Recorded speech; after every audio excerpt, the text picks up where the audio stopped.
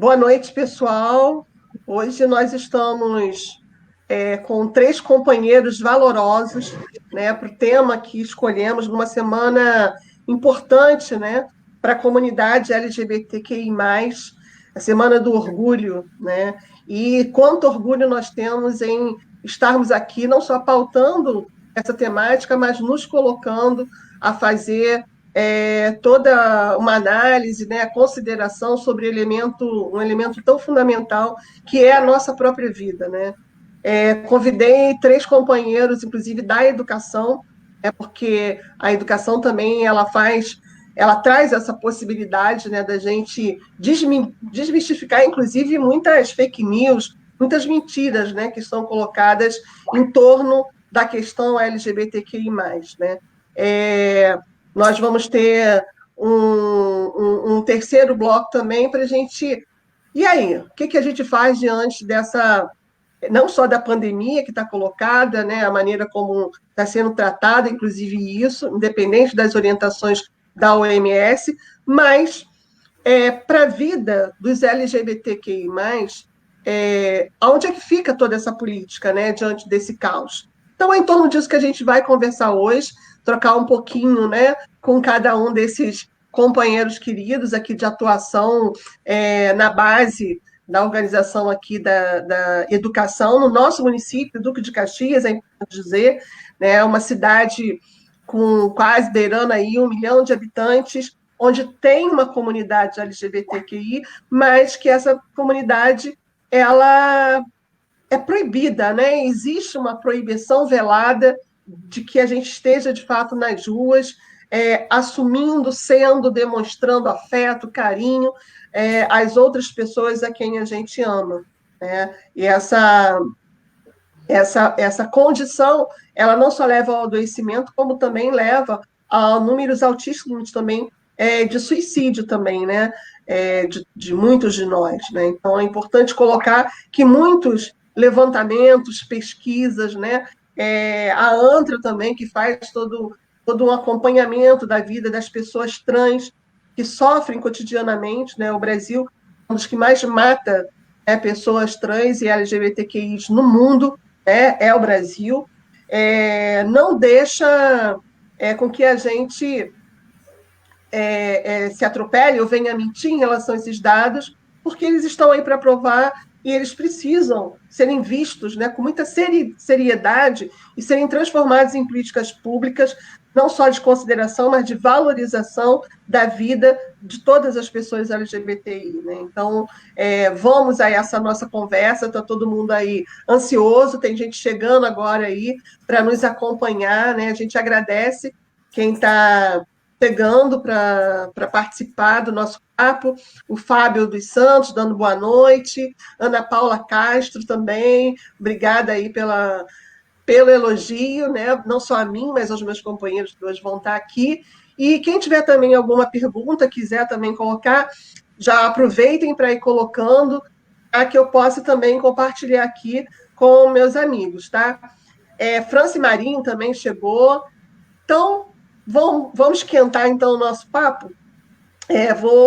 Eu vou puxando aqui para o centro da tela, e quem vir para o centro da tela pode, né, não só, eu vou chamar pelo nome, claro, mas quero que vocês façam, né, uma breve apresentação de como é a vida de cada um, né, nesse momento, mas principalmente acho que relatar os desafios que envolveu cada um, né, ao se colocar, né, ao se apresentar e assumir de fato, né, enquanto gay, lésbica, né, travesti, enfim, bissexual.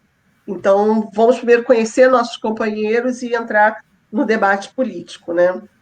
Vou trazer aqui para o centro, então, o Marcos, que está aqui do alto. Vamos ver aqui. Acho que é assim que faz. Boa noite, Marcos Lorde, companheiraço aí da educação. Né? Tem professores aqui chegando, viu? Para nos ouvir, para te ouvir. Né?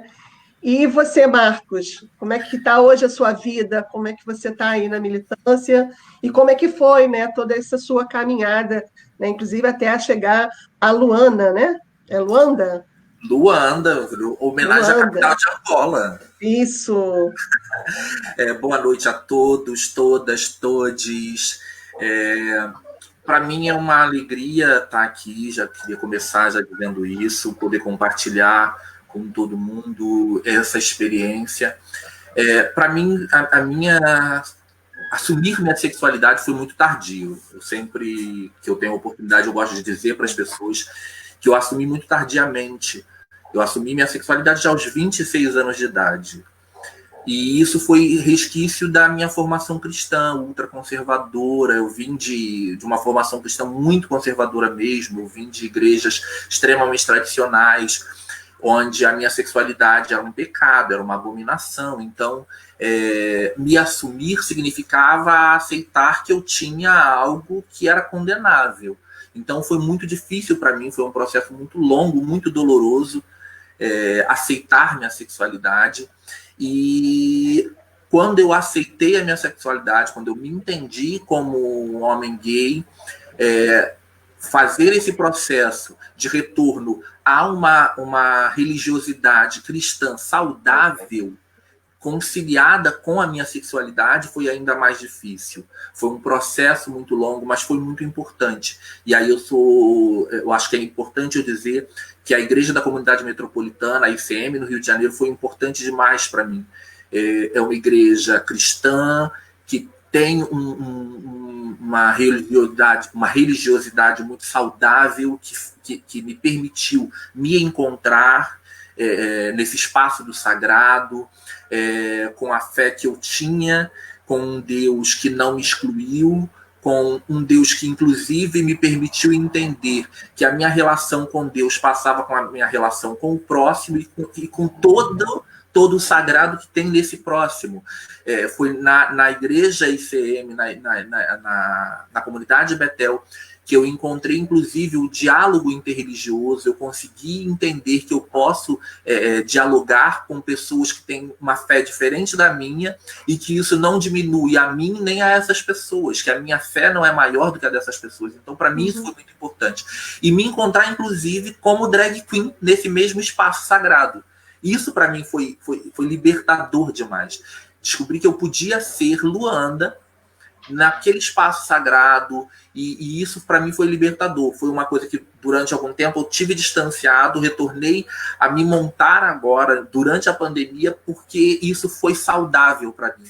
Voltar a me montar me ajudou a encontrar serenidade nesse momento tão difícil que a gente está vivendo de reorganização da vida e de forma de sociabilidade.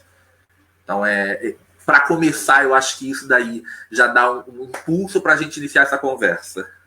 Exatamente, né? Não só impulso, mas acho que a gente precisa cada vez mais ter pessoas, né, assim como você, que se tornam referência para outras pessoas, muito jovens, né, que sofrem por não terem, né, essa possibilidade de se colocar, de se abrir para o mundo, de assumir de fato, né, a sua sexualidade, porque a gente sabe que é um processo difícil quando a gente não tem apoio, né, familiar, quando convive, inclusive, dentro de um espaço como você, religioso, ou social, esportivo, enfim, que a gente sabe que é marcado pelo preconceito, né? Então, bem-vindo aqui para a nossa roda de conversa hoje e vamos voltar a nos falar, tá?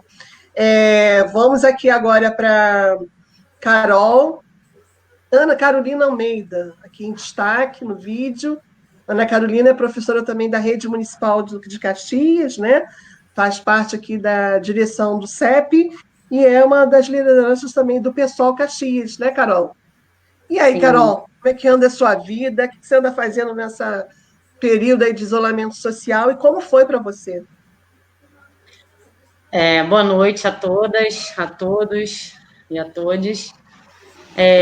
Bom, eu, diferentemente do Lorde, né, eu me assumi muito cedo, eu me descobri muito cedo, eu me sentia já uma mulher lésbica, uma menina lésbica muito cedo, então Eu já, com os 14 anos, eu assumi para minha família, minha mãe perguntou, eu respondi, e claro, né, por isso, meu primeiro lugar, né, de opressão e de muita dificuldade de preconceito foi dentro da família, né, e depois a escola, né, os amigos, a situação social, né, acabou que eu fui morar em outro estado para, né, morar com os meus avós para ver se separava da turma, né, ou para qualquer coisa desse tipo, né.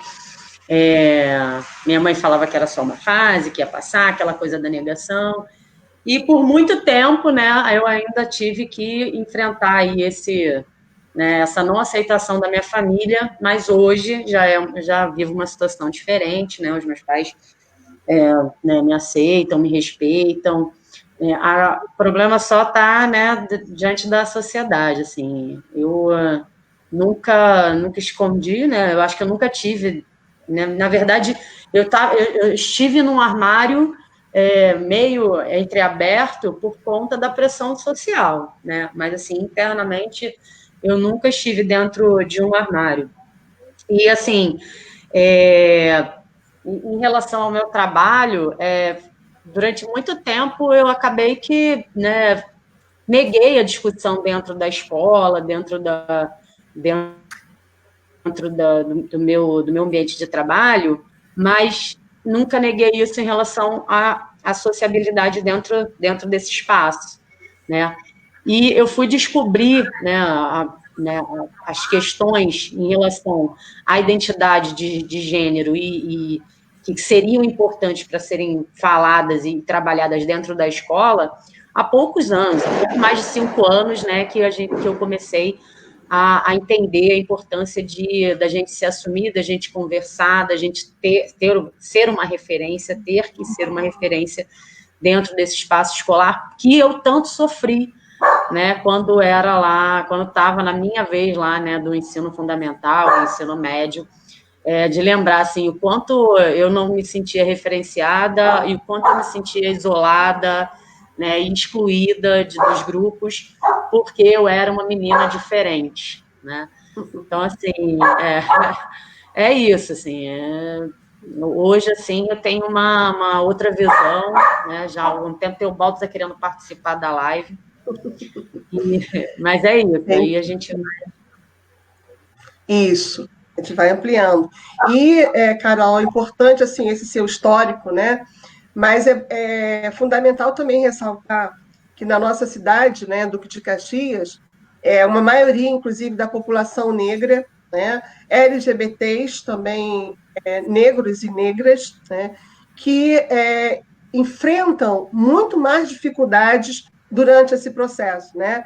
É uma situação que ela fica cruzada, né? Não só o fato da sexualidade, né, de assumir a sua sexualidade, né, o gênero, mas também o fato da sua cor de pele, né?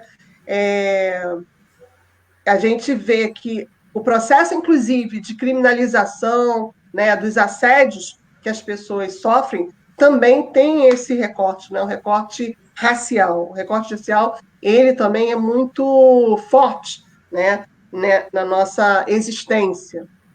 Vou chamar agora o companheiro Alexandre Bastos, né, professor também aqui na rede municipal, na rede estadual, né, companheiro também das lutas aí da educação, é um defensor árduo, né, da qualidade da educação pública, e gay também assumido, né, Alexandre? Casou, Alexandre? Casou, sim, né? há 28 anos. Olha aí. Casados há 28 anos. Uma barra. E aí vou começar falando um pouquinho, porque Isso. Daqui eu sou mais velho, mais experiente. Lembrar para vocês, nós estamos no mês do orgulho gay, porque domingo agora faz 51 anos de Stonewall, da revolta de Stonewall, no Village, em Nova York. Eu estava em 69, eu tinha 10 anos, não me lembro a mínima, isso não passava pela minha cabeça, não fazia parte da nossa realidade, né? Só vinha a saber mais tarde, mas eu acompanhei todo esse movimento que começa em Stonewall de luta pela igualdade de direitos da comunidade, a princípio GLS, né, com as mudanças posteriormente, até nós chegarmos a essa sigla, né, hoje em dia que alguns brincam dizendo que, né, parece quase o alfabeto, e tem que ser, sabe? Tem que indicar a diversidade, né, de todos, lembrando que Stonewall começa com uma drag, com uma trans. Né?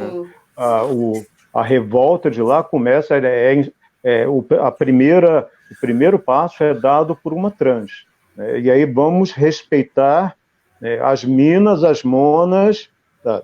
As bi, né? Temos que respeitar a todos. Sempre houve, e aí eu posso dizer para vocês que, na minha época, não havia dentro ou fora do armário, simplesmente ninguém punha o pé para fora. Aqueles que punham, né, ou ousavam colocar o nariz para fora do armário, eram muito perseguidos, discriminados, e a maioria não fazia isso. Então havia sempre uma vida dupla, no sentido que, junto com os seus companheiros, com seus amigos, com seus colegas, você era uma pessoa, sabe? E outra pessoa socialmente, né? E isso tem implicações muito sérias na vida de um adolescente, porque como a sexualidade, né, brota nessa fase, né, e é quando você começa a notar que, ao contrário do que, né, era esperado, você não tem atração, né, por meninos, você tem atração por meninos. Né?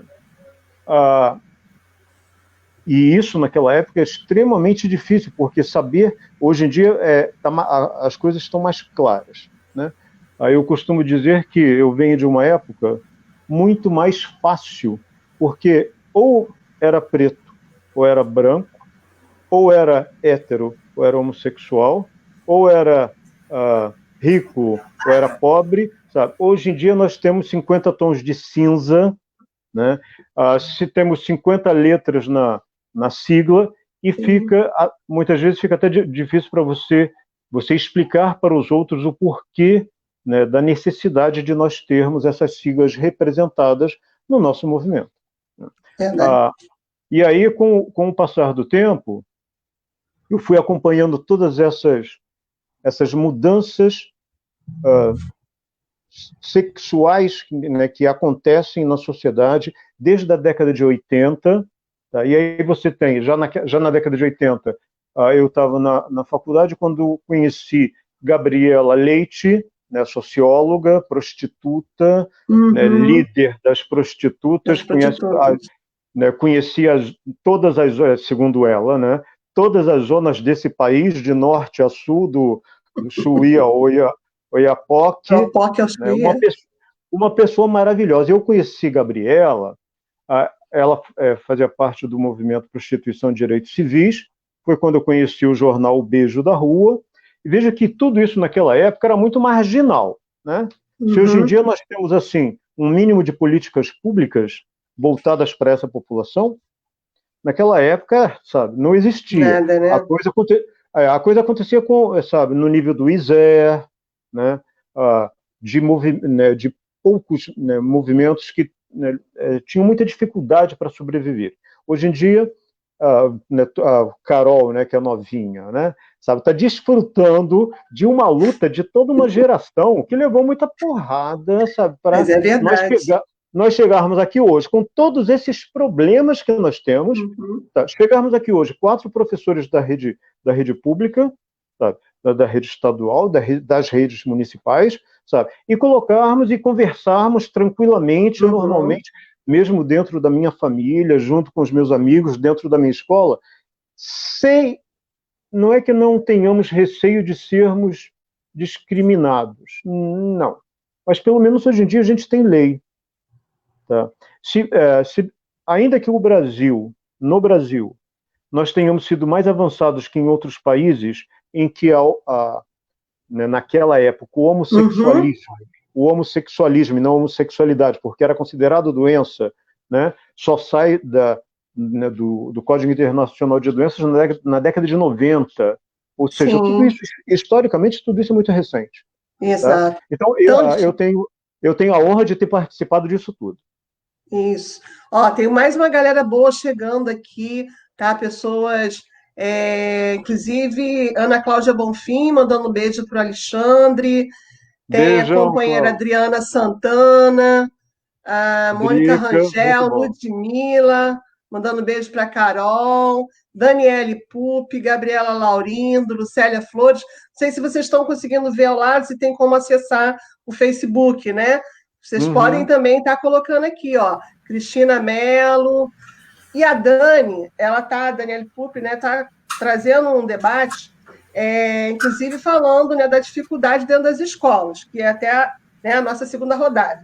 Mas foi importante, Alexandre, fazer esse resgate histórico, né, da luta LGBT no mundo, inclusive, no Brasil, né, depois vem as paradas, né, LGBTs, que começa a dar maior visibilidade, inclusive, a esse segmento da população, vamos dizer assim, mas a gente sempre viveu muitos entraves, por mais que a gente começasse a ter essa dita liberdade, né, de estar nos lugares e se colocar, né? E aqui entre os quatro, né? Eu estou aqui fazendo a representação das bi, é importante ter dito isso, né? E eu sei que tem muita gente aí que participa e que também é bissexual, assume, inclusive com muito mais tempo, que a gente fala que essa coisa das caixinhas, né? O ser humano não cabe em caixinhas, como não cabe, como Alexandre bem disse, nessa quantitativa de letrinhas que com o tempo só aumenta, mas que é importante também para as pesquisas, para os debates, para poder, inclusive, subsidiar a construção de políticas públicas, as questões da saúde, né? Elas são importantes, né? Mas nós, seres humanos, nós somos, assim, imprevisíveis, né? Assim como alguns, já desde cedo, já assumem a sua sexualidade, outros, como eu, assumem depois de muito mais idade, né? Então, é importante que se diga isso, né, nessa representação de nós quatro que estamos aqui. E aí, voltando, né, foi importante o resgate, mas pensando, então, de todo esse processo de Stonewall até hoje, com pé, inclusive, aqui do nosso país, que é, volto a dizer, um dos países que mais mata, é o quinto, né, que mais mata trans no mundo, né, e LGBTs.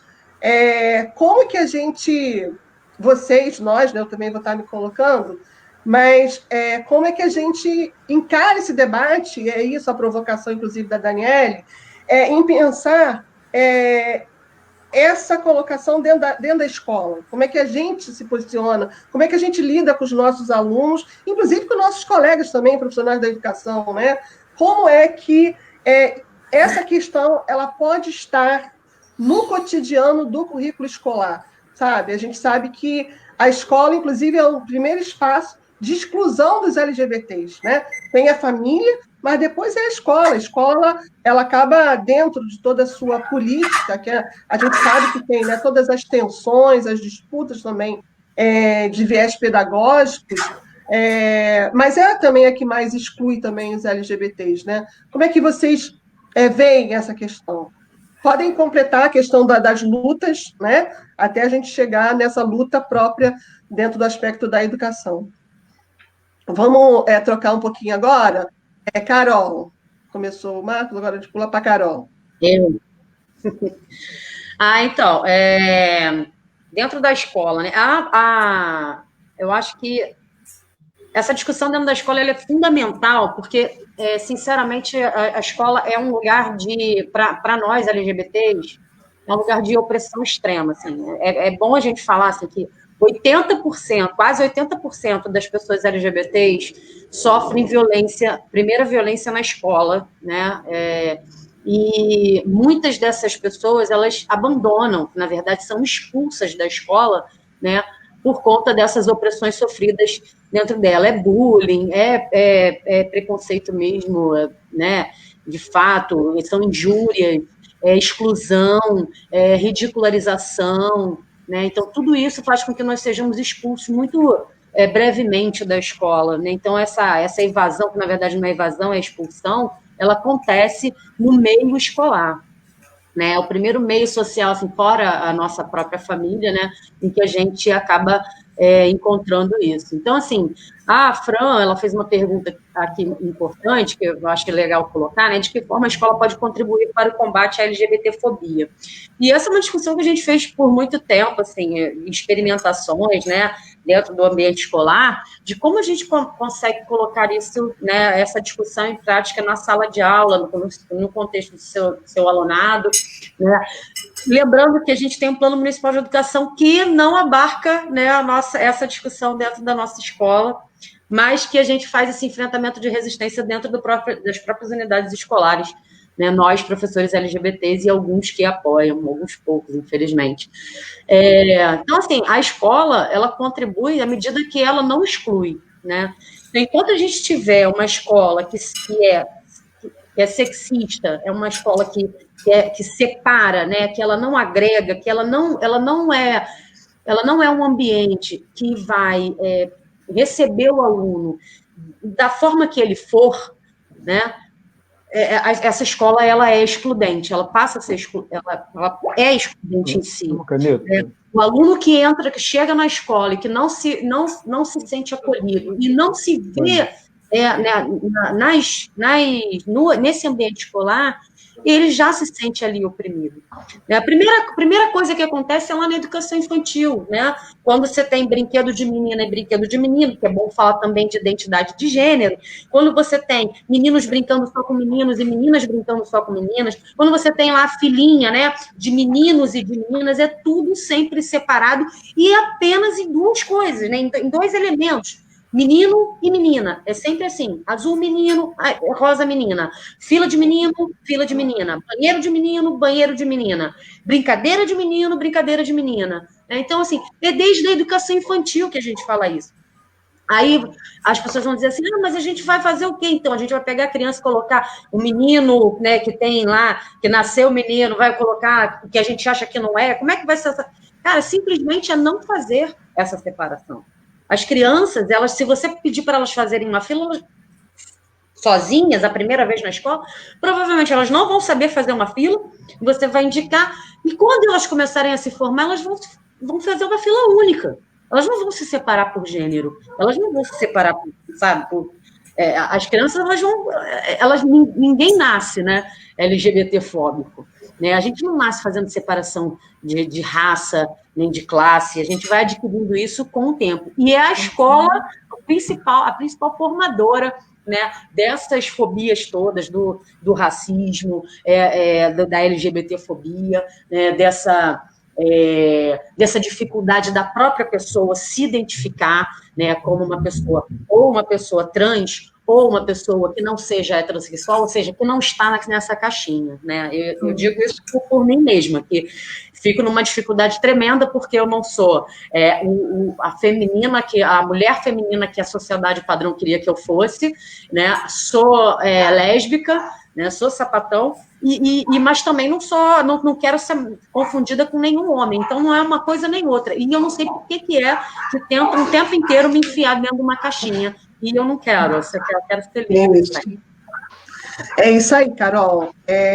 Nós, seres humanos, né, com gênero, sexualidade, raça, cor, sonhos e desejos, nós não cabemos em caixinhas de fato, né? E o maior desejo nosso é que sejamos todos respeitados, né, por toda a sociedade, e que os gestores, eles cumpram, que é o dever do gestor público, garantir política pública que vá responder a todas as nossas necessidades, né? Das mais básicas, né, as mais amplas. É isso que a gente deseja, né? Vamos trocar agora Alexandre e depois o Marcos. Vamos lá. Olha só, também é uma questão histórica e de faixa etária. Eu vivi numa outra escola que tem se adaptado aos novos tempos. Eu gostaria de lembrar Paulo Freire, né? A escola não vai mudar a sociedade, mas sem ela, a sociedade não vai mudar. Exatamente, tampouco a sociedade muda. E essa questão da aceitação da população LGBT, do acolhimento, que não encontra guarida na sociedade, também não encontra guarida na escola. Aos poucos, isso está mudando. Eu gostaria de lembrar, na primeira década do século XXI, numa sala eu tinha uma aluna trans que tinha um nome masculino, né? E ela, no primeiro dia de aula, ela chegou para mim: professor, olha, quando chegar nesse nome aí, né, sou eu, me chama pelo meu nome. Tá bom, querida. Ótimo. E aí, quando eu fui para a sala dos professores, vem o professor de não importa muito que matéria, né, rindo muito, né, veja só, né, o desse viado, né, veio falar comigo, né, de que, né, tá vendo esse nome aí na chamada? Professor, esse nome daí sou eu, não me chama pelo meu nome não, né, me chama pelo meu nome social. Na época não havia esse termo ainda, nome social. Tá. E ele rindo desbragadamente, quando eu, né, interrompo, né, sempre o inconveniente, né, coisa triste, né, não? Que coisa triste. A única coisa que liga esse indivíduo ao universo masculino é o nome dele. E ele está pedindo para você não utilizar. E você vai utilizar. Isso é muito triste. Aí vem aquele silêncio constrangido na sala dos professores, né? Essa menina interrompeu os estudos, né, e mais tarde disseram que estava fazendo a vida ali pela Brigadeiro, né, porque é o que a nossa sociedade reserva às transexuais, né, e travestis, né, ou vai ser cabeleireira ou vai fazer a vida. Né, porque a questão, nós temos que debater isso é uma questão de política pública, sabe? A questão de empregabilidade da população trans, né? Ninguém pensa nisso, sabe? A sociedade é muito rápida em criticar, né, Carol? Sabe? Tá vendo? Olha lá, tá batendo calçada. Tá? Mas o que foi que deram para ela? Que oportunidades, sabe, foram dadas a essa pessoa? Bom, sobre a questão de identidade de gênero, uma coisa duas situações que eu vivenciei dentro da escola, isso recentemente. Uma é a questão do banheiro, né, que a minha escola está pensando, né, tem a indivíduos, né, meninas e meninos, que não correspondem, cuja identidade de gênero não corresponde ao sexo, tá, e não se sentem bem usando o banheiro ao qual estão designados. E aí a escola está pensando em abrir um terceiro banheiro para essas pessoas. Tá? Ainda não chegamos, Carol, ao ponto sabe, todo mundo na fila, né? Sabe? Banheiro, vai para o privativo, cada um, né, sabe o seu. Mas já é um passo, sabe? Você oferecer uma outra possibilidade. Tá? Estamos caminhando, a escola está caminhando. Mas ainda é muito difícil, e eu te diria mais, em questão de aceitação, Carol, há uma diferença do fundamental para o ensino médio, né? Mas a dificuldade maior no ensino médio, eu encontro muito mais dos professores e da instituição escola do que entre os alunos. Os alunos são muito mais receptivos em relação à diversidade sexual do que a própria escola. Tanto é assim que, alguns anos atrás, nós tivemos eu passei um trabalho que era uma quadrilha, os alunos teriam que apresentar uma quadrilha tradicional, né, com tudo que tem direito, inclusive com casamento, e aí os alunos vieram para mim. Havia vários integrantes de LGBTs entre o alunado, e o aluno veio para mim: professor, nós estamos para fazer 3 casamentos. Um casamento hétero, um casamento lésbico e um casamento homossexual. Eu sou uma maravilha, né? Sinal dos tempos. A escola se intimidou. Mas, ao mesmo tempo em que a escola se intimida com isso, ela também não quer reagir conservadoramente, e aí o que faz? Chama o conselho escolar para decidir. E o conselho escolar, com pais, né, com alunos e com a representação dos professores, decide que não, o melhor é não apresentar. Tá? Olha só, foi a perda, né, lamentável, de uma grande oportunidade pedagógica, porque esses jovens vivem numa sociedade que é diversa. Sim. E que o meu casamento de 28 anos, mais de 28 anos, fez 28 anos agora, ele é reconhecido legalmente. Se Carol se casar, tá, ela vai ser reconhecida. Tá, e a escola está inserida nessa realidade. A escola tem que caminhar. Vamos evoluir. Né? Então, nesse sentido, eu vejo algumas mudanças lentas, mas é assim que as coisas andam. Como o Carol falou, sabe, com a nossa resistência, né, a nossa participação diária junto aos alunos, sabe, no acolhimento a esses alunos que muitas vezes não vão encontrar esse acolhimento em suas famílias. Eles vão encontrar junto aos professores. Os professores. A mudança ela é lenta, mas ela depende de que a gente esteja sempre em movimento, né?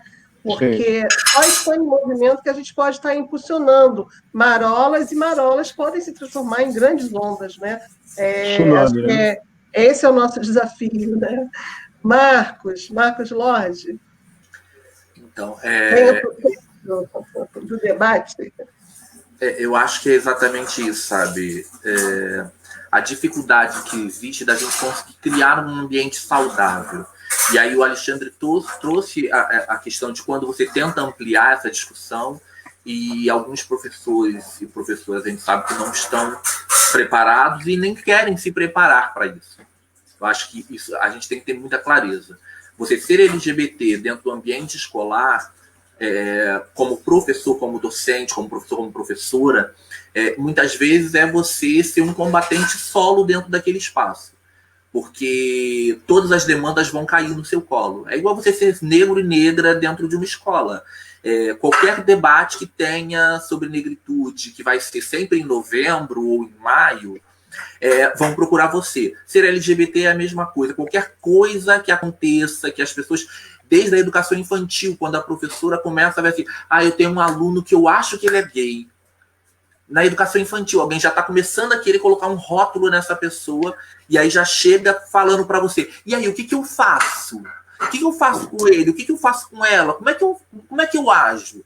E aí é difícil, é desafiador você conseguir tornar esse ambiente um ambiente minimamente saudável para você, enquanto profissional LGBT, que vai ter que estar dentro desse espaço, produzindo uma educação saudável para você e para os seus alunos, para as suas alunas, quanto também acolher essas crianças, esses adolescentes, esses jovens, e tentar minimamente dizer para eles, olha, calma, fique tranquilo, fique tranquila, eu vou poder te ajudar, eu vou tentar te ajudar, o que eu posso fazer por você. E eu acho que é isso que é importante, enquanto professores, enquanto profissionais de educação, nós precisamos deixar isso claro para os nossos alunos. Olha, eu estou aqui, se você precisar conversar, me procure.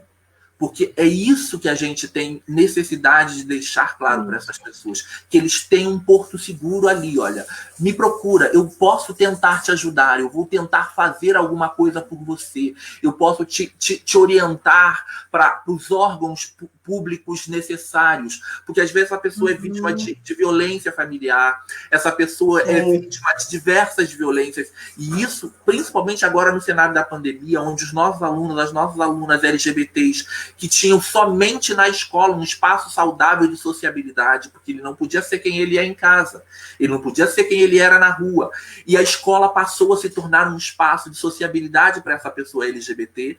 Essa pessoa não está tendo mais esse espaço, ela está confinada dentro de casa, muitas vezes, com esse familiar que é um agressor, que é uma agressora, e aí essa pessoa não tem mais essa sociabilidade E aí eu acho que é importante que a gente diga para essas pessoas, olha só, eu ainda estou aqui, aquele seu aluno transexual, aquela sua aluna transexual, aquela sua aluna travesti, aquele seu aluno LGBT, principalmente os mais afeminados, que a gente sabe que são quem sofre, porque a nossa sociedade, ela não é só LGBTfóbica, ela é misógina. Então, se você é gay ou se você é lésbica, mas você não tem uma aparência externalizada, você tem aquele índice que a gente chama de passabilidade, ok.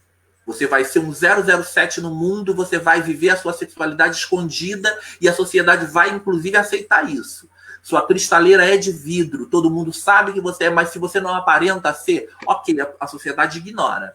A sua família ignora, todo mundo ignora. Agora, se você tem uma feminilidade que aparenta, que passa, se você é uma lésbica que tem uma certa masculinidade aparente, porque isso é o que as pessoas querem que não aconteça, essa pessoa está mais vulnerável. E aí eu acho que é importante a gente ter esse contato com essas pessoas e dizer, olha só, você está bem? Como é que está?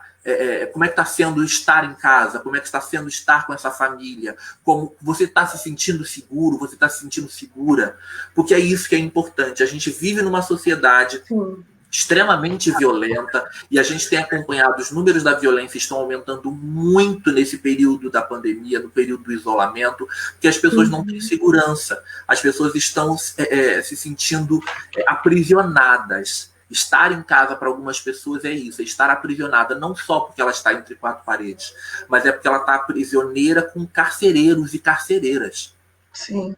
E aí é muito difícil. Eu acho que a gente precisa, eu acho que esse é o nosso papel aí, retornando aí todas as perguntas que vieram, inclusive o comentário inicial lá da Fran, eu acho que é isso, a gente precisa construir um ambiente saudável, mas não a partir da escola em si, mas a partir de nós, enquanto educadores, construindo esse ambiente saudável na escola todos os dias. E fazendo o que o Alexandre falou, em alguns momentos a gente vai estar nos espaços coletivos dos docentes e a gente vai ter que botar o dedo na ferida, a gente vai ter que chegar e vai ter que dizer, olha só, por que não chamar pelo nome social dessa pessoa?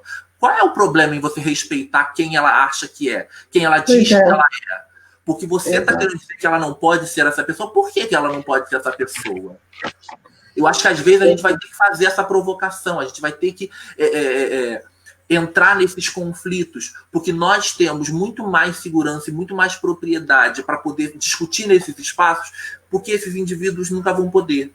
Essas pessoas nunca vão estar tão empoderadas, usando um termo aí que está muito em voga na nossa sociedade, elas não estão, porque a escola não permite muitas vezes esse empoderamento.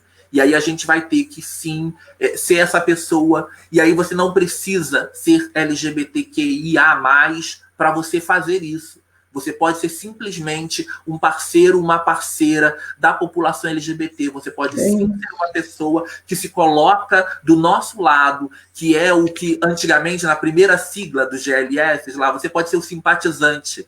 Simpatizante, verdade. Próximo da nossa causa. Eu acho que essa é a única letra que saiu e não deveria ter saído. Os simpatizantes da nossa causa precisam continuar existindo e ser fortalecidos ainda hoje. Porque assim como você precisa ter pessoas que se identifiquem com o feminismo, ainda que você não seja uma mulher, você pode ser parceiro das feministas. Ainda que você não seja negro, você pode produzir uma sociedade antirracista. Você pode ser também, apesar de não ser LGBTQIA+, você pode ser uma pessoa que contribui para uma sociedade não LGBTfóbica.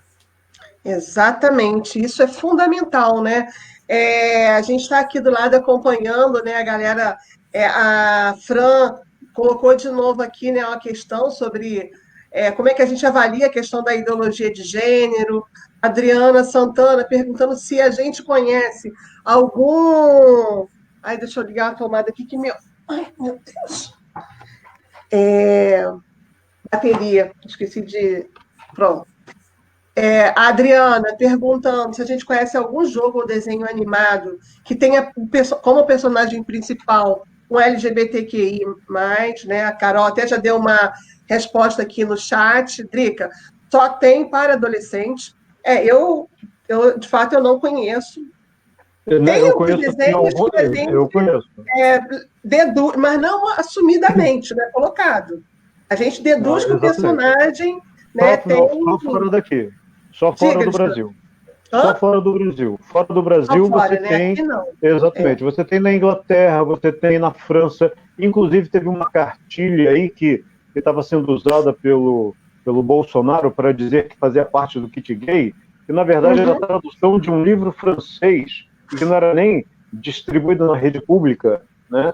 Aquela cartilha que era dada para crianças, você tem essas experiências fora daqui.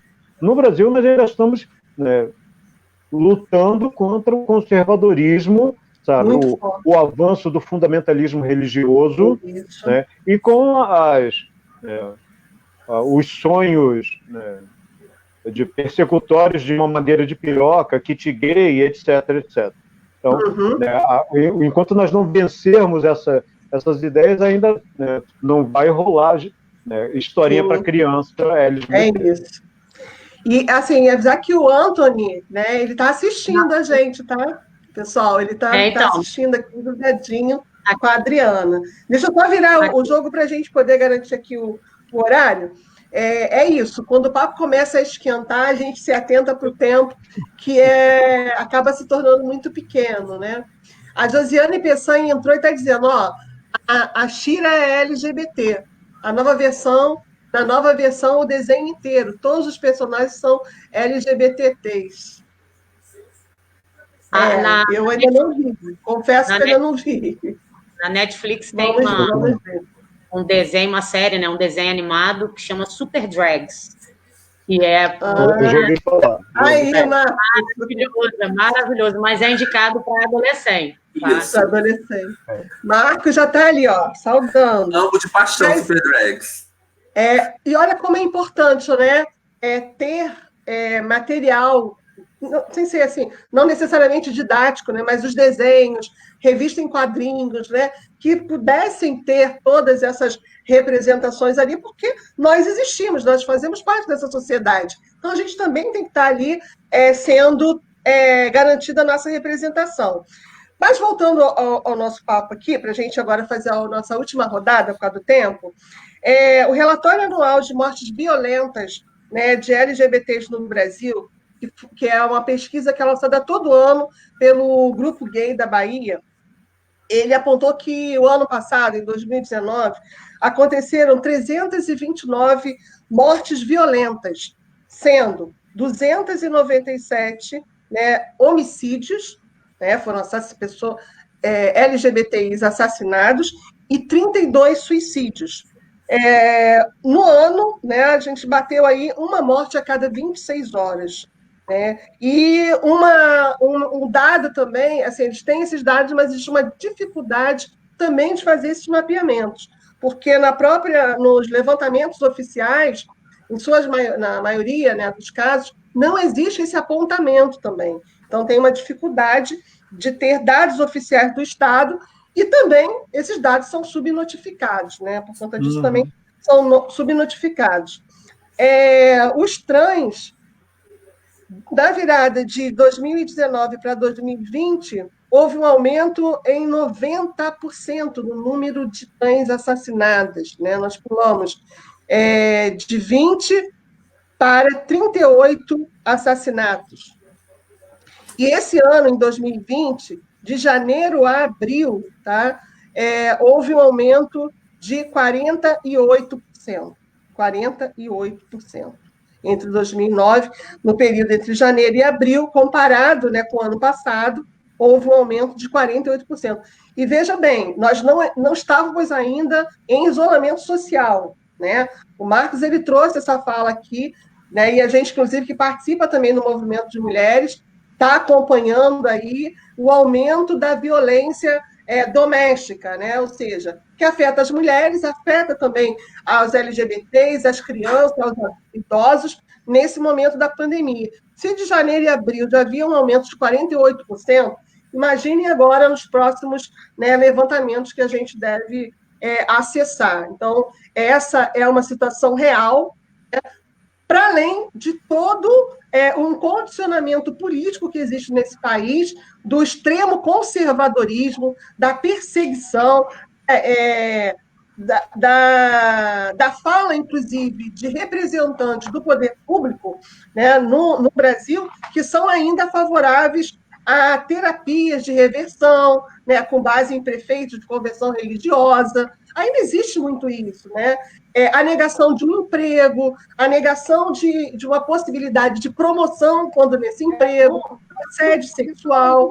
Ou seja, nós ainda vivemos numa sociedade extremamente excludente, né, que não respeita e que não leva em consideração essas pessoas. Diante desses governos, a nível federal, né, que é o chefe mor de toda essa gangue do mal que a gente conhece bem, nível estadual e a nível municipal. Então, agora, falando um pouquinho, né, para a gente fechar, que a gente está aí já batendo o nosso tempo, como é que vocês veem isso? Agora a gente vai ter que ter um tempo bem mais estreito, porque nós já chegamos aí aos 45.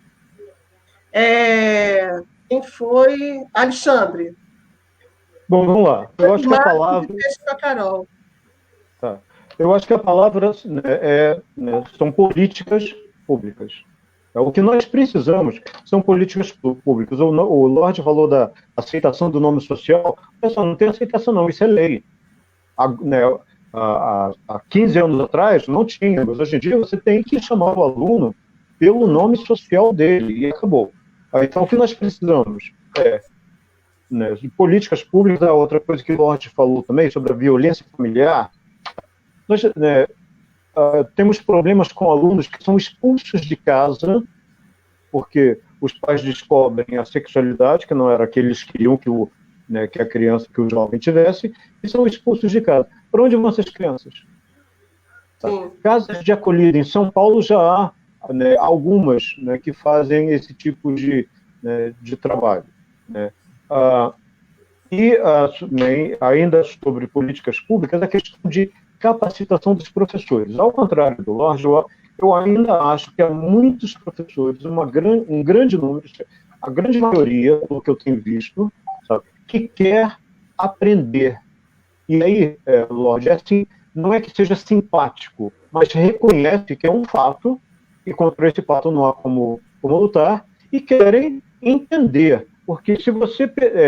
a diferença entre sexo, identidade de gênero, orientação sexual e papel de gênero, as pessoas não entendem, não sabe. Você tem que sentar com os colegas, conversar. Então, é necessário capacitação, inclusive para esses professores entenderem seus próprios alunos, sabe? Que muitas vezes fica difícil. Então, acho que a palavra é políticas públicas, e capacitação de professores que entra dentro de políticas públicas.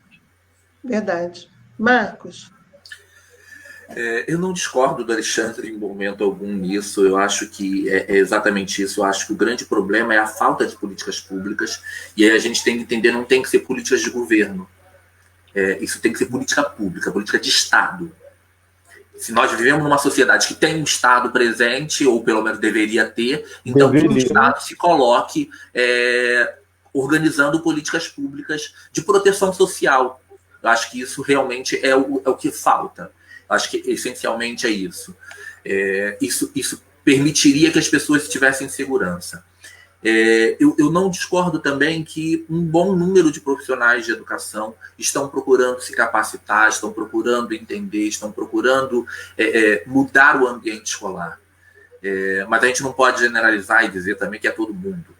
Eu acho que a sociedade ela é diversa aqui, inclusive algumas pessoas acham até que tem direito de serem homofóbicos, né? Para você ter ideia, as pessoas acham que tem direito de ter preconceitos. E aí eu acho que a gente precisa ter políticas que sejam, inclusive, políticas de enfrentamento a isso. Contra intolerante, você não pode ser tolerante. E aí isso é em todos os sentidos. Eu acho que a gente precisa, sim, de políticas públicas, principalmente para aquelas pessoas que estão mais vulneráveis. E a gente nunca pode deixar de falar, como já foi dito aqui, tem que ser reforçado sempre. As pessoas trans, as pessoas transgêneras, as pessoas travestis, são aquelas que mais sofrem na nossa sociedade, porque as pessoas não conseguem aceitar de forma alguma. E aí eu acho que hoje, dialogando aí com com quem estava perguntando, e foi colocando, inclusive, muitas programações que tem hoje. E aí eu acho que quem trabalha com adultos, com jovens, tem uma gama de possibilidades, tem várias séries que você pode usar, vários filmes. Eu digo que, assim, para trabalhar com adolescentes a partir de 14 anos, por exemplo, você tem aí Hoje Eu Não Quero Voltar Sozinho, que é uma história que eu acho linda, extremamente emocionante, que mostra um pouco do que é você descobrir a sua... Porque faltam esse tipo de programação, sabe? Que mostre como é o processo de você se entender LGBT. Porque não você não se entende da noite para o dia. A Carol falou, o caso dela foi aos 14 anos, o meu foi aos 26. Mas por quê? Porque eu não tive acesso. E aí você diz assim, nossa, teve aceitação de todo mundo? Não teve. A Carol teve que enfrentar a família dela já aos 14 anos. Eu não tive coragem de enfrentar a minha aos 19. Aos 19, eu ensaiei uma saída do armário, não consegui sair, voltei para o meu armário aos 19 anos. Eu não tive coragem, porque tem que ter muita coragem para poder enfrentar, porque às vezes, você vai lidar com violência doméstica, não tem apoio da família, porque a pessoa negra, ela chega numa casa de pessoas negras e ela tem ali um acolhimento. Ela pode sofrer o racismo todo fora, mas ela normalmente ela vai ter um acolhimento em casa. A pessoa LGBT, ela não tem essa segurança. Nem sempre ela vai ser acolhida em casa. Às vezes a mãe entende, mas o pai não. Às vezes o avô, a avó entende, mas a tia, os tios, os pais não entendem. E aí você fica numa sinuca de bico. Então eu acho que é muito importante que a gente entenda isso, sabe? Cada um tem a sua história, cada um tem o seu momento, mas se nós podemos produzir ambientes saudáveis, eu reforço, vamos fazer isso dentro das nossas escolas, vamos deixar bem claro para os nossos alunos e alunas e alunos, porque eu acho que é isso que às vezes as pessoas não conseguem nem entender quem elas são às vezes, porque elas não sabem lidar com essas emoções. É muito difícil você entender quem você é na adolescência heterossexual, que dirá quando você é um LGBT. Você imagina como é que você lidar com esse monte de hormônios fervendo no seu corpo e você ter que entender. E aí, eu gosto de quem, afinal de contas? Eu tenho que gostar de menino? Eu tenho que gostar de menina? Eu posso gostar de todo mundo? Eu gosto de uma árvore? Eu não sei. E aí é importante a gente dizer, olha só, se você não tem respostas, muita gente não tem resposta, mas eu estou aqui para te ajudar a fazer, inclusive, as perguntas, porque às vezes você precisa saber qual é a pergunta que você tem que fazer. E aí eu acho que é importante a gente sempre deixar bem claro que nós podemos ser esse porto seguro para os nossos alunos, para as nossas alunas, e inclusive para os profissionais da nossa escola. Dizer, olha só, cara, se você não sabe o que fazer, me pergunta, eu te ajudo, estou aqui. Eu não sei todas as respostas, mas eu sei onde encontrá-las. Eu posso procurar com você. Compartilhar o caminho. Eu acho que é isso que é importante. Beleza, é isso. Carol, vamos lá, que está tremidinho o tempo.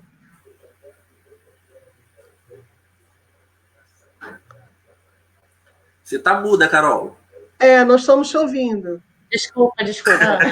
Agora. Perfeito fala, Lorde. Emocionante mesmo. Percebi que você ficou emocionada. É exatamente isso aí. Mas eu vou bagunçar tudo aqui e problematizar um pouquinho, não em relação à sua fala, mas em relação aos números, né, que a Ivonete apresentou no início, né, alguém perguntou aqui, eu já vi que você respondeu, né, 32 suicídios registrados como LGBT, né, que suicidaram.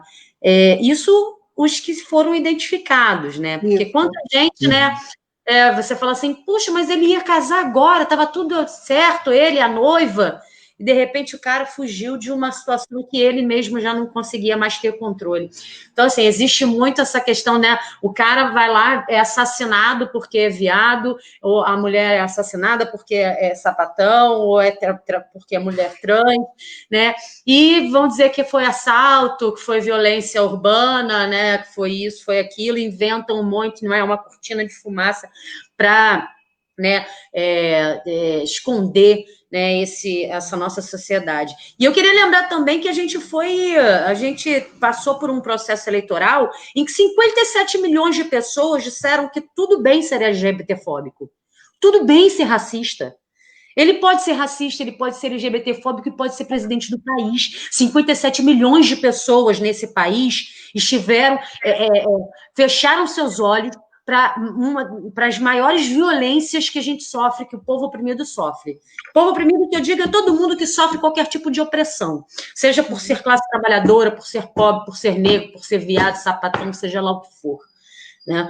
Então, assim, essas pessoas, elas estão dos nossos lados, elas estão dentro das nossas escolas, elas são professores, elas são médicos, são enfermeiros, são advogados, são pessoas que estão no nosso meio, são os nossos amigos, os nossos parentes, são nossos tios, primos, pais, avós. São 57 milhões de pessoas, é muita gente. Então, a gente está do lado dessa galera que falou assim, não tem problema, a LGBTfobia não tem problema, o racismo não tem problema, entendeu? Então, é muito importante a gente falar sobre isso, porque quando a gente fala em políticas públicas, a gente precisa de um governo que tenha vontade política para que isso não ocorra, e o que não é o caso.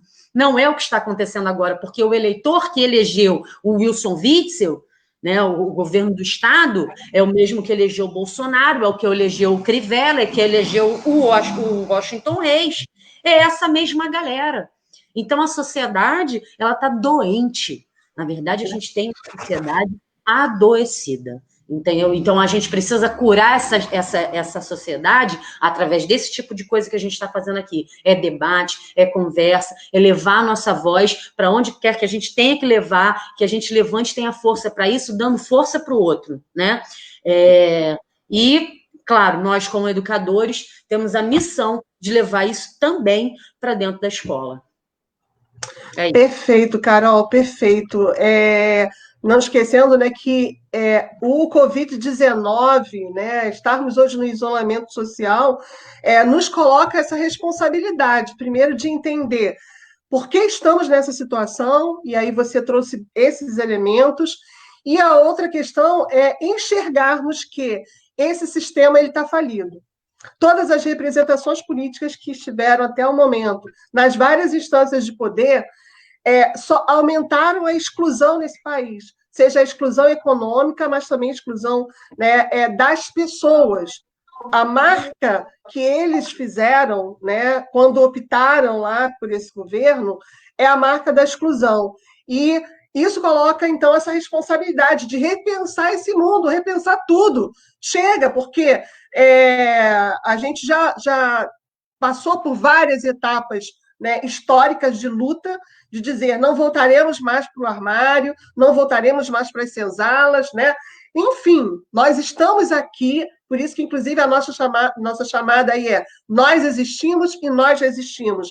E o nosso enfrentamento, ele precisa ser cada vez mais coletivo, entre todos aqueles que são LGBTQIs ou os simpatizantes. Acho que está na hora da gente voltar a fazer essa campanha, né, como o Marcos trouxe bem aqui, porque é uma questão de todo mundo, né?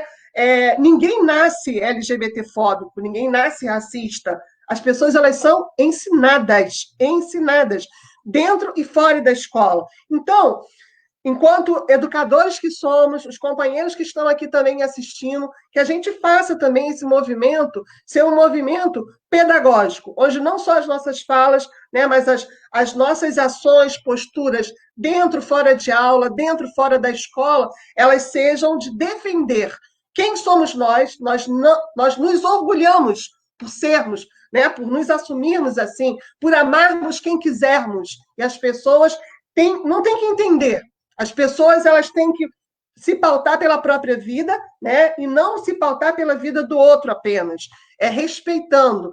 E também, é claro, fundamental entendermos que para a gente ter igualdade entre todos nós, é preciso que as políticas públicas, como o Alexandre trouxe, elas aconteçam, porque não dá para viver, né, isolado ou marginalizado de investimento público, né, em atendimento em saúde, em garantia de mais escolas, em pensar uma cidade inclusiva, que tem, inclusive, espaços de atendimento, né, de acolhimento à população LGBT. Né? Nós temos um espaço aqui no nosso município, mas é uma estrutura a nível estadual, nós não temos uma estrutura a nível municipal que receba, que acolha a população LGBT, e ela é extremamente necessária, porque a escola, em alguma medida, quando tem aquele professor, quando tem esse profissional que, para além de ser, tem essa sensibilidade, né, nós precisamos também de outros espaços que acolham os adolescentes, que acolham os jovens e que esteja fazendo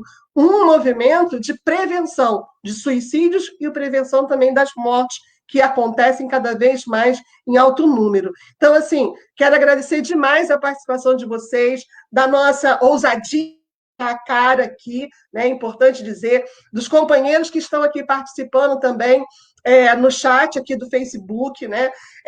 Dizer que a gente está se encontrando sempre aí nas escolas, nas ruas, nos movimentos. Esse ano a gente tem um momento pontual e que a gente saiba dizer não a toda a LGBTfobia, a todo sentimento de ódio que é destilado, né, por esse segmento da sociedade que, infelizmente, hoje está no poder. Então, quero agradecer demais, a gente está com o nosso tempo esgotado. Um beijão aí para todo mundo, para Leila, Iraci Caputo, que está aí, Claudinha, Mônica Rosa, enfim, não vai dar para falar o nome de todas, mas agradecer por essa live, é a minha primeira live aqui no Facebook.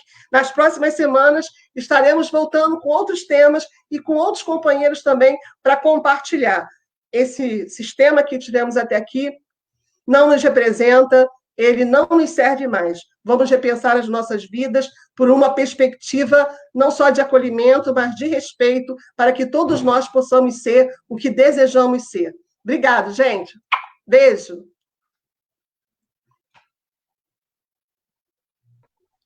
Um beijo.